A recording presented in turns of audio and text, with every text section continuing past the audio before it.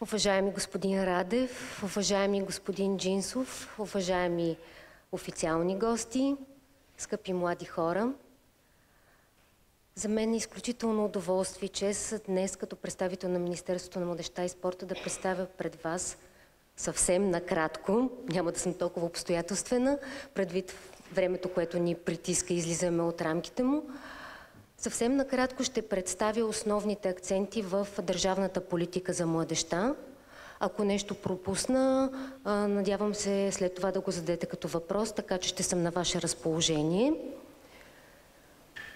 Както казаха водещите вече, Министерството на младежта и спорта е основното ведомство, което произвежда държавните политики за младежта. Ще се справим? Добре. Така.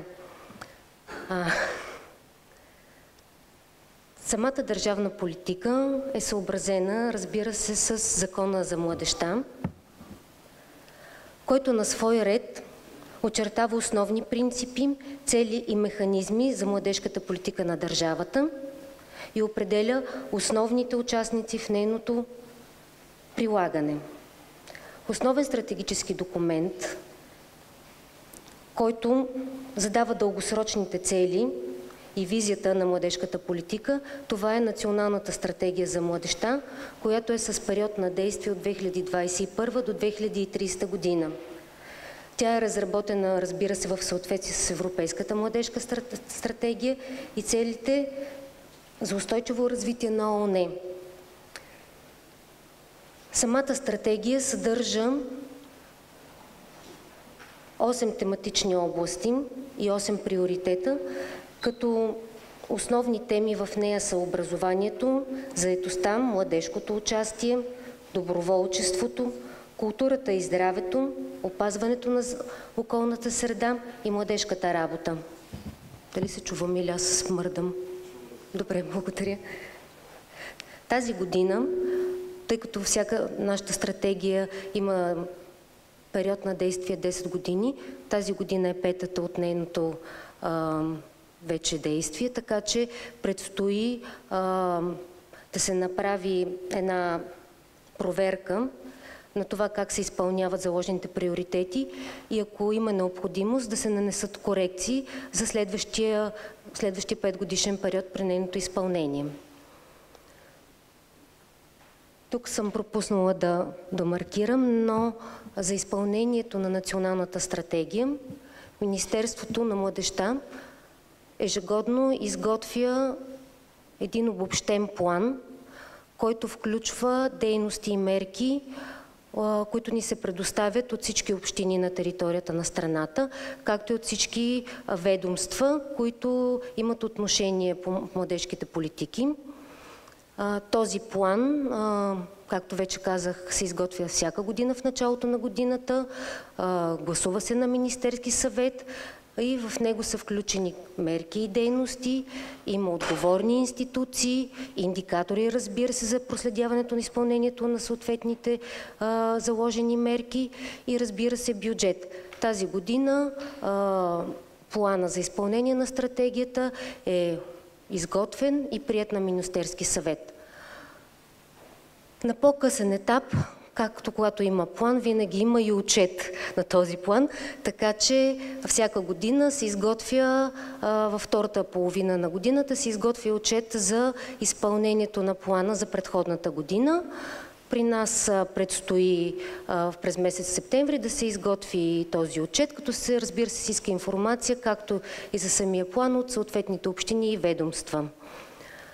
Освен план и отчет за националната стратегия, Министерството ежегодно до 2022 година изготвяше и доклад за младежта, като от 2022 година с промени в закона доклада се изготвя на всеки 2 години, обхваща предходния 2-годишен период.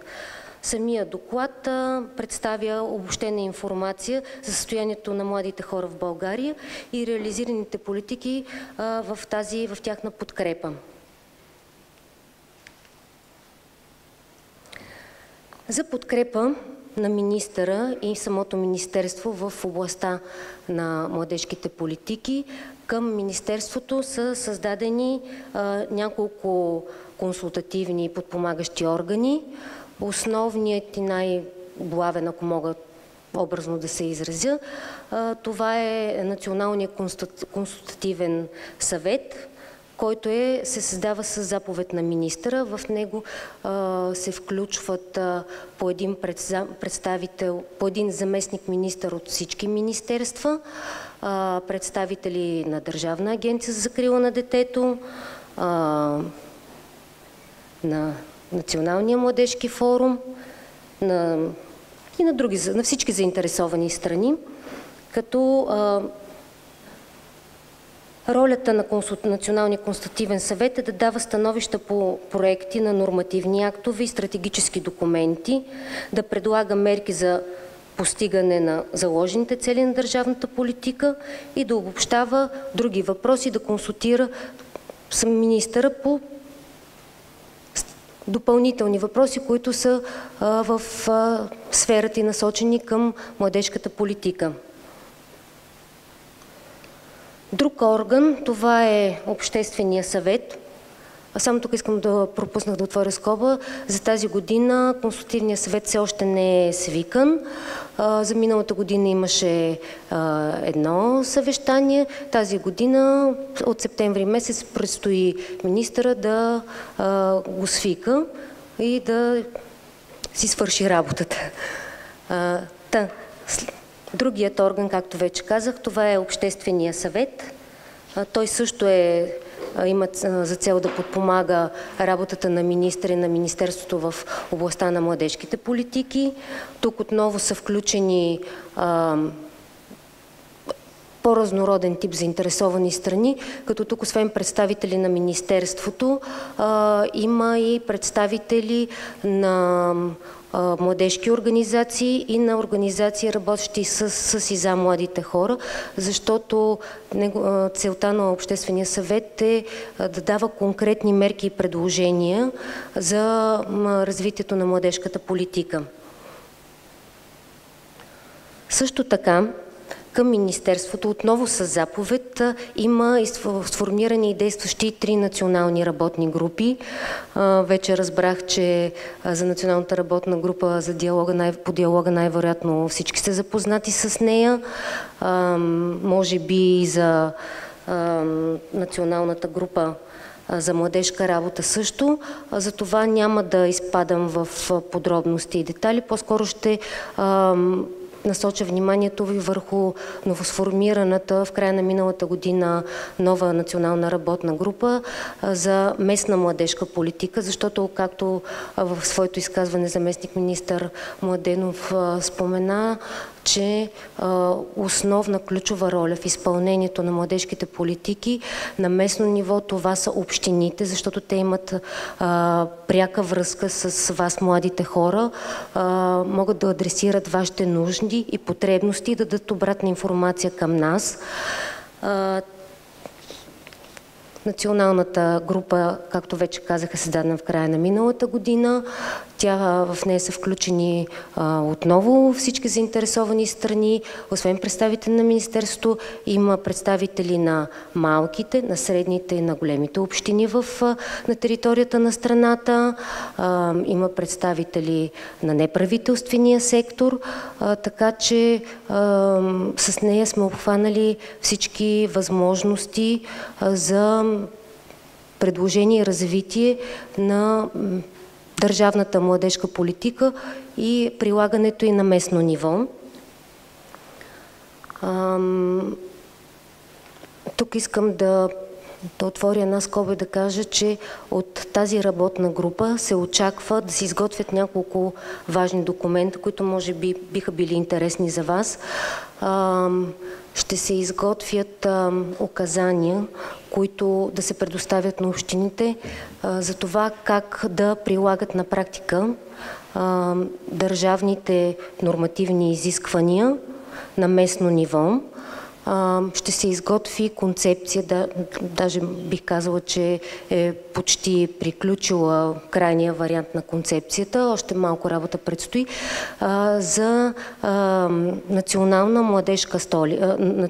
младежка столица, по която общините могат да кандидатстват. Тази концепция и предложението ще бъде включено в новия програмен период по Националната програма за младежта. От следващата година общините ще могат на конкурсен принцип да кандидатстват за тази титла, ако мога така да се изразя. Също така много важен ключов момент е в работата на тази група е изготвянето на указания и на насоки за това как трябва да бъде сформиран, какви да са правилата и функциите на общинските консултативни съвети по въпросите за младежта, които се създават към кмета на съответната община, защото до момента виждаме различни варианти, а самия закон не дава подробна информация и ясни указания. Това е изключително важно, защото на много места забелязваме, че липсва връзка и диалог между местната власт и младите хора. Така че мисля, че този документ ще бъде особено полезен за всички нас.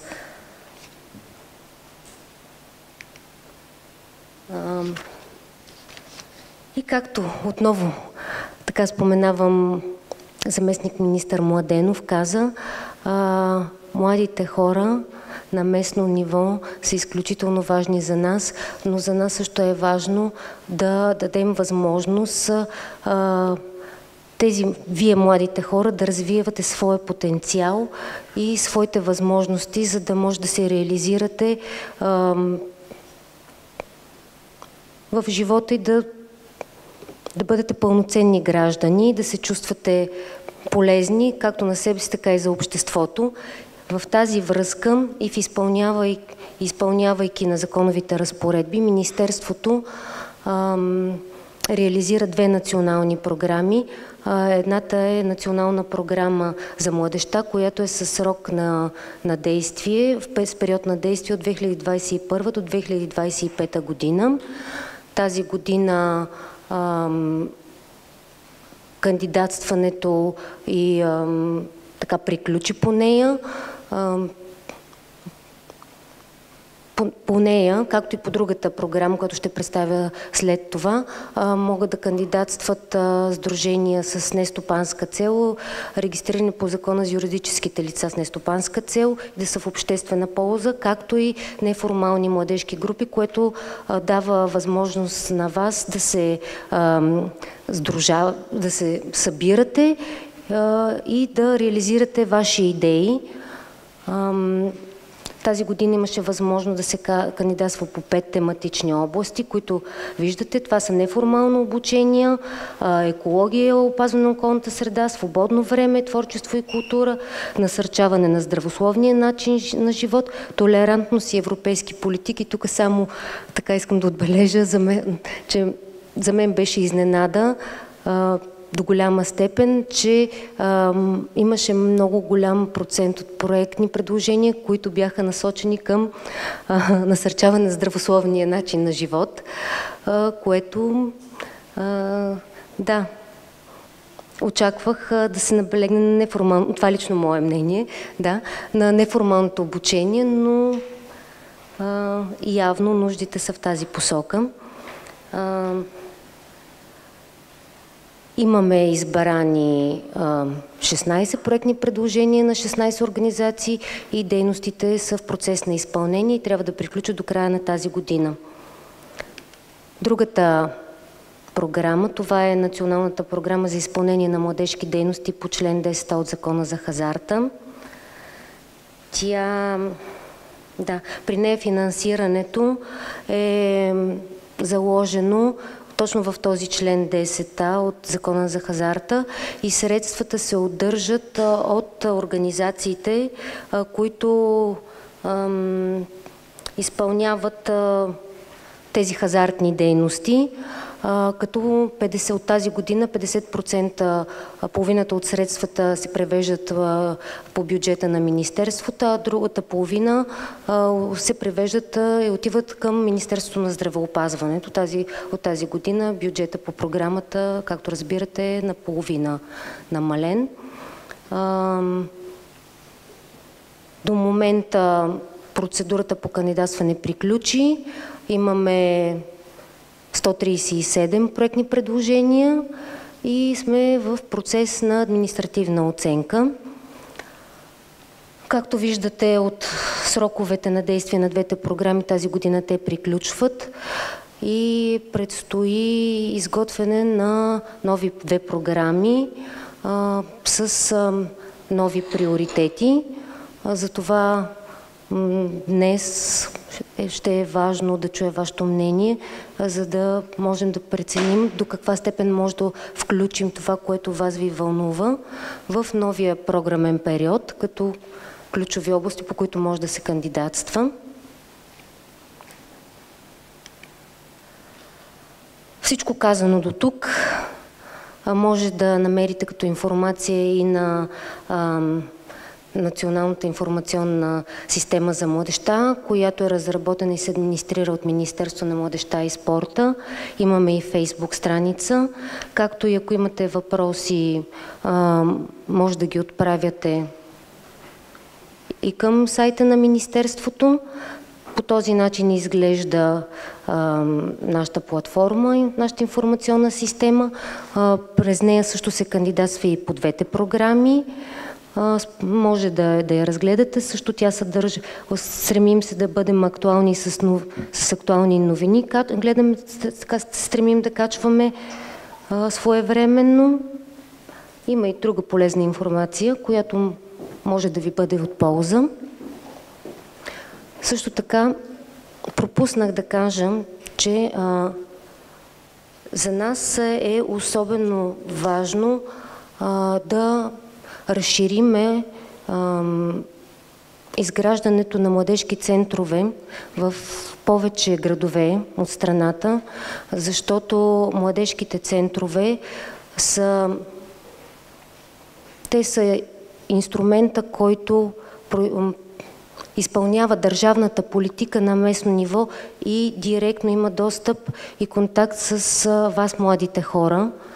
Затова Министерството отдели изключително голямо внимание за това да се изпълнява програмата, плана за развитие и устойчивост, който е заложено изграждането и финансирането на 18 младежки центъра, които предстои на някои места вече се изгражда.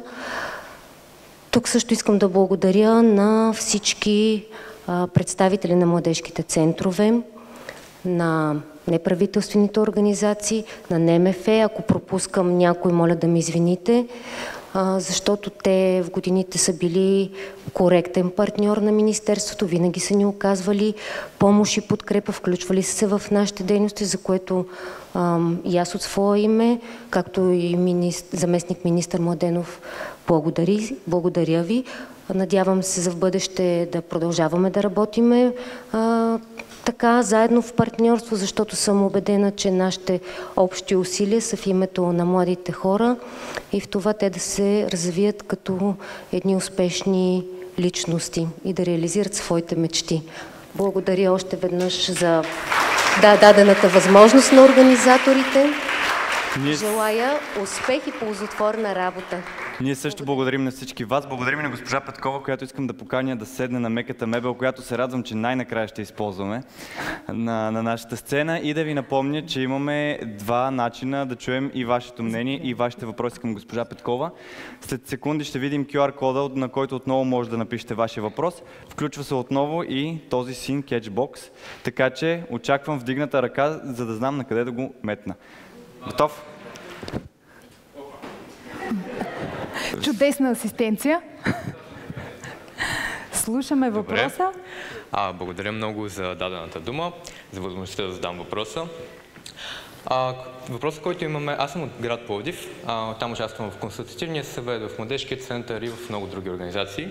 Но имам един конкретен въпрос към Общинския план за младежта, тъй като това е един от най-важните документи на местно равнище, по който да се изпълнява стратегията за младежта отново на регионално равнище, а и на националната стратегия за младежта от 2030 година. Но въпросът ми е, тъй като аз като активен млад човек в град Пловдив, аз искам да се информирам, искам да следя дали този план за младежта се обновява, дали се следи, дали се изпълнява.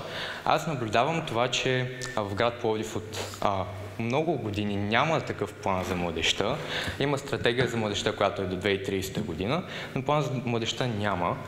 Съответно, ако искам да разбера повече информация дори на сайта на община Пловдив, там страницата, която е за спорт и младежки дейности, аз откривам информация от 2013 година и нищо повече. Така че въпросът ми е как се следи изпълнението на плановете, общинските планове за младежта и заобщо дали те се съставят всяка година от различните общини. Съответно, какво се предприема към общините, които не го съставят този план за младежта или не го следват. И как ние като да участваме, да имаме това младежко участие на местно равнище, при положение, че ние дори информацията на сайта на нашата община не е обновявана от повече от 10 години. Благодаря. Нека зададем и още няколко въпроса, докато кетчбокса е във вас. Вдигната ръка очакваме за следващ въпрос. Добре. Чудесно, задобряваме в работата с кетчбокса. Слушаме те, Дани.